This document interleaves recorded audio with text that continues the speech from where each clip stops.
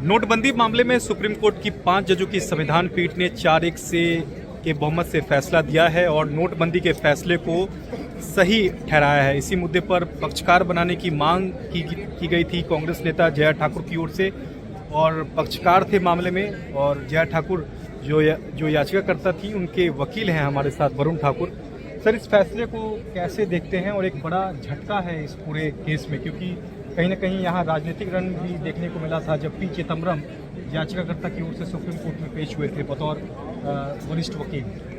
दो चीज़ें बड़ी इंपॉर्टेंट है इसमें। एक तो मेजोरिटी व्यू ने अपहेल्ड किया है कि जो डिसीजन लिया गया है वो एज पर द लॉ लिया गया है, और जो ऑब्जेक्ट है वो फुलफिल हुए हैं काफ़ी कुछ हद तक। मगर जो माइनॉरिटी व्यू आया है उसने पूरी नोटबंदी की पूरी जो कहानी है वो एक्सपोज कर दी है।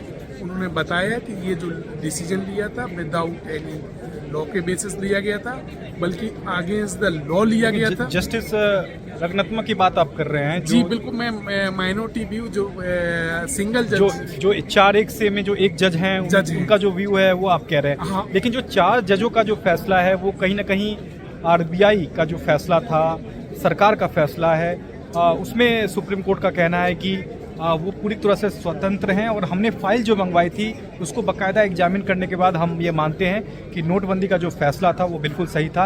ये सुप्रीम कोर्ट का मानना है। अब आगे का कदम क्या होगा याचिकाकर्ता की ओर से? मैं फिर बता दूं आपके लिए, यही इस सिस्टम की खूबसूरती है कि मेजॉरिटी व्यू और माइनॉरिटी व्यू दोनों की एक अलग इम्पोर्टेंस होती है। जब भी हम किसी चीज को देखते हैं तो दोनों जजमेंट कंकरेंट मानी जाते हैं। आगे अब क्या करेंगे? जजमेंट याचिकाकर्ता आगे क्या पुनर्विचार याचिका दायर करेगा? बिल्कुल, पुनर्विचार याचिका करने का बिल्कुल राइट बनता है, और हम लोग करेंगे भी, क्योंकि इससे जो लॉसेस हुए हैं, जो माइनॉरिटी व्यू में स्पेसिफिकली उन्होंने भी ऑब्जर्व किया है। आप लोग चाह रहे थे कि मुआवजा भी मिले, लेकिन अब तो जब याचिका ही खारिज हो गई तब मुआवजे का भी ग्राउंड नहीं बनता है। मेरा ये कहना था कि अगर ये जो डिसीजन है इलीगल होता है तो लोग कंपनसेशन के लिए एंटाइटल थे, जो कि माइनॉरिटी जज ने इनसे कहा कि ये जो डिसीजन लिया गया है वो इलीगल है, तो पुनर्विचार याचिका दायर करेंगे। बिल्कुल, पुनर्विचार याचिका दायर होगी अब इस मामले में। याचिकाकर्ता के वकील वरुण ठाकुर का कहना है। बहरहाल अब देखना होगा कि इस पूरे मामले पे